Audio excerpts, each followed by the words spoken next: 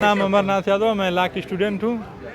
जी किस तरह प्रोसेस किया आपने? इसमें यूजीसी 2026 का जो एक्ट था उसी के समर्थन में हम लोग यहाँ से सभी भाइयों के साथ अपना मार्च निकाला गया। यहाँ से समाज चौराहे से मानव की संकाय तक लगा के उसमें क्या मांगे आपकी हैं? मांगे ये है कि कहीं ना कहीं जो बिल आया उसमें हम लोग चाहते हैं कहीं ना कहीं सरकार इसको लागू करे, क्योंकि जानते हैं सरकार की रवैया क्या है। बैक सपोर्ट में तो ला रही है लेकिन पीछे से उकसा रही है लोगों को, और जातिगत लोगों में क्या कर रही है, आपस भेदभाव या उसका रवैया स्पष्ट नहीं हो रहा सरकार क्या करना चाहती है। अगर यह लागू नहीं होता तो आगे की हम लोग लड़ाई लड़ा जाएगा, मान लीजिए सड़क से लेकर सदन तक लड़ाई लड़ा जाएगा। इसके लिए कहीं न कहीं समाज को लेके, और जो सुप्रीम कोर्ट माननीय निर्णय है अगर उन्होंने दिया है 118% हमारी 2012 से जातिगत जनसंख्या बढ़ा है, तो इसके लिए कहीं ना कहीं वो लाया है, तो फिर कहीं वो रोक लगाए हैं, तो कहीं ना कहीं इसको समर्थन करना चाहिए सभी लोगों को। आके उसके समस्या का समाधान तभी हो सकता है। मेरा नाम रविंदर पटेल, छात्र नेता महात्मा गांधी काशी विद्यापीठ। क्या मांगे आपकी है और किस तरह प्रोसेस आपने किया? जिस तरह से सरकार के द्वारा 13 जनवरी को यूजीसी बिल लाया गया, यूजीसी बिल के समर्थन में हम लोग आज आंदोलन कर रहे हैं। जो कि यूजीसी बिल का मामला सुप्रीम कोर्ट में गया है, इसका डिसीजन 19 मार्च को आने वाला है। अगर डिसीजन हमारे बहुजन समाज के हित में आता है तो अच्छी खुशी की बात है। अगर हम लोग के हित में, हम लोग के पक्ष में नहीं आता है तो हम लोग एक बड़े आंदोलन के लिए तैयार होंगे और बड़े आंदोलन करके सरकार को झुकाने का काम करेंगे। आज किस तरह का प्रोसेस किया है? आज एक तरह से हम लोगों ने अपना एकजुटता दिखाने का प्रयास किया कि एक मंच पर ओबीसी एसटी एससी के समाज के लोग एक हैं। आगे जरूरत पड़ेगी तो इससे 10 गुना अधिक भीड़ को इकट्ठा करके और मजबूती से लड़ाई लड़ने का काम करेंगे। सरकार की जो मांगे आपकी नहीं मानती है सरकार, तो आगे क्या करोगे? बिल्कुल इस आंदोलन को और आगे बढ़ाया जाएगा। किस तरह का प्रोसेस? जी, मेरा नाम सचिन कुमार है। सचिन जी, किस तरह का प्रोसेस आपने किया है?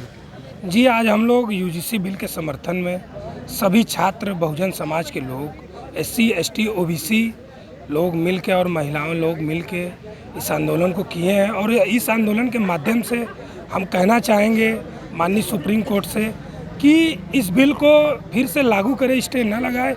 इस बिल में जो हमारा शोषित वर्ग है, जिस तरीके से आप एनसीआरबी की रिपोर्ट उठा के देखेंगे तो हर वर्ष 1300 से 1400 छात्र आत्महत्या करते हैं कॉलेजियम सिस्टम से प्रभावित होकर। तो उनकी पीड़ा को देखकर हमारे कानून मंत्री माननीय अर्जुन राम मेघवाल जी ने इस बिल को पारित कराने का काम किया। और सुप्रीम कोर्ट से मैं निवेदन करता हूं और मनुवादी लोग को एक बात जरूर कहना चाहूँगा कि आप लोग संविधान को मानिए और इस बिल को अच्छे से पढ़िए। इस बिल में सबके हक अधिकार के लिए बात की गई है। उनके मन में मरोड़ इस बात की है कि वो सदियों से शोषण करते हुए आए हैं, इसलिए वो चाह रहे हैं कि हम शोषण नहीं कर पाए हैं, नहीं कर पाएंगे अब, इसलिए वो इस बिल का विरोध कर रहे हैं। और हम लोग भगत सिंह के रास्ते पर चलकर और बाबा साहब अम्बेडकर के रास्ते पर चलकर और इस विश्वविद्यालय के हमारे बड़े भाई डॉक्टर राहुल राज जी 2014 में छात्र संघ उपाध्यक्ष बनकर इस विश्वविद्यालय में सामाजिक व्यवस्था को परिवर्तन किए हैं। और उस बात को लेकर हम इस यूजीसी बिल को स्थापित करने का काम करेंगे। मैं एडवोकेट रामलखन है, मैं यहाँ का छात्र भी रहा हूँ। तो क्या है, किस तरीके से आप विरोध कर रहे हैं? यूजीसी का समर्थन हम लोग हमेशा करेंगे और यूजीसी देने का सबसे बड़ा कारण ये है समर्थन, अभी आज के डेट में जैसे लोग कह रहे हैं जातिवाद नहीं है, मॉडर्न तरीके से जातिवाद हो गया है। ये भाई है हमारा अक्षय कुमार, इनका नाम है, ये नारायणपुर मिर्ज़ापुर जिला के रहने वाले हैं। अभी ये कमरा लेने गए थे सामने घाट 2 महीना पहले। सामने घाट पर जब ये कमरा लेने जाते हैं तो वहाँ पर इनसे सबसे पहले जाति पूछी जाती है। ये हैं, आप इनसे पूछ सकते हैं, मैं प्रमाण भी दे दूंगा आपको। इनसे पूछा जाता है तुम किस जाति के हो, जाति बताओगे तब तुम्हें कमरा देंगे।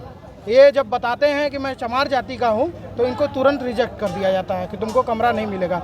फिर इनके साथी को कमरा दे दिया जाता है। इनका एक सहपाठी था जो कि श्रवण समाज से था, उनको कमरा मिल जाता है, इनको नहीं मिलता है।